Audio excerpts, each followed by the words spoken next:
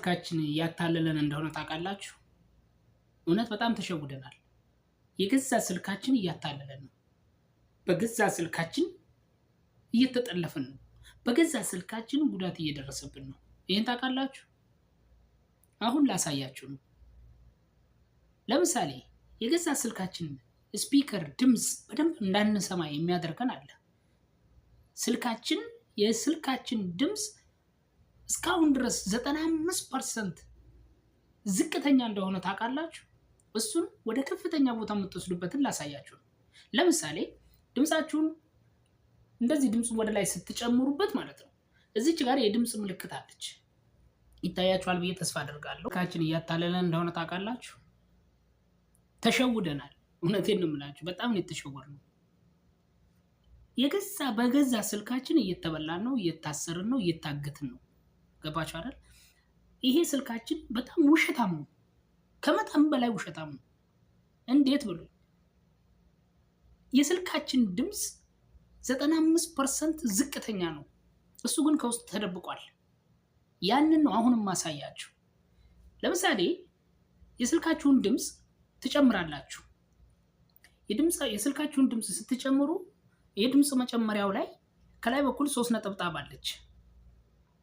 እሷን 3 ነጠብጣቧን ስትነኩ እንደዚህ ይመጣላችኋል። በጣም ነው የተሸወርነው።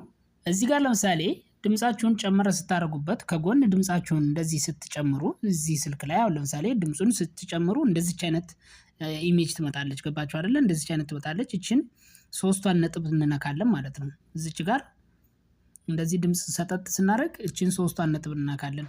እንደዚህ ሲመጣልን እዚች ጋር የሴቲንግ ምልክት አለች። እሷን የሴቲንግ ምልክት እንነካለን። አሁንም እንደዚህ ሲከፍትልን ከላይ በኩል 3 ነጠብጣብ አለች። እቺን 3ቷን ነጠብጣብ እንነካለን። ከዛ እቺ ጽሁፍ ትመጣለች፣ ሚዲያ ቮሊዩም ሊሚትድ የምትል ትመጣለች። እሷን እንነካለን። እዚች ጋር የምትከፈት ነገር አለች። እቺን ነገር እንከፍታታለን ማለት ነው።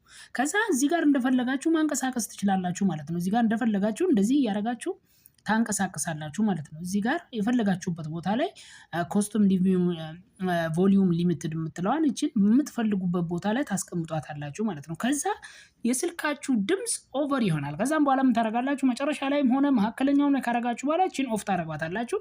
እዛው ላይ እንደተቀመጠ ቁጭ ይልላችኋል ማለት ነው። የስልካችሁ ድምፅ ኦቨር ይሆንላችኋል ማለት ነው። ሌላ ደግሞ በጣም የሚገርማችሁ ስልካችን ላይ በጣም ተሸውደናል።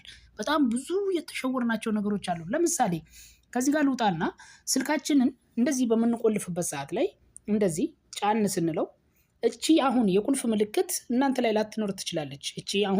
እቺ የቁልፍ ምልክት እናንተ ላይ ላትኖር ትችላለች። እሷን ከየት ጋር ታመጣላችሁ? እሷን ከየቱ ጋር እንደምታመጡ ላሳያችሁ።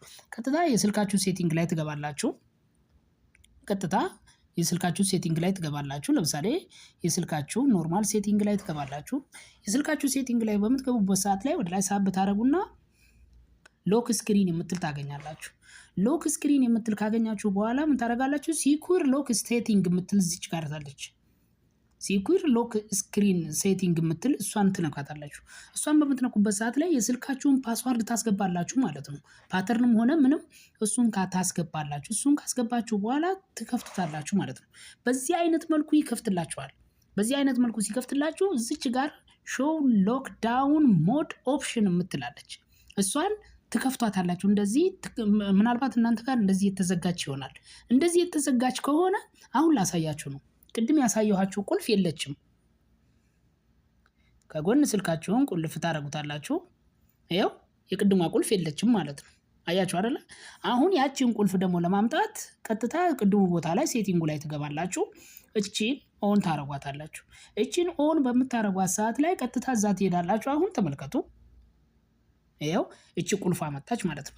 እቺ ቁልፍ የሆኑ የስልካችን ላይ ያሉ እኛት ልንጠቀምባቸው ያልቻልናቸው ፊውቸሮች፣ የመጀመሪያው እንደነገርኳችሁ የስልካችሁ ቮሊዩም እስከ መጨረሻ ድረስ እንዲጨምርላችሁና 95% ከፍታ እንዲኖረው የሚረዳችሁ ነው።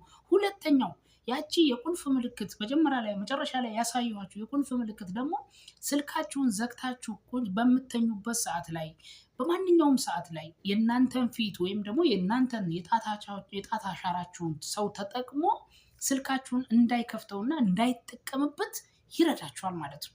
ገባችሁ አይደል?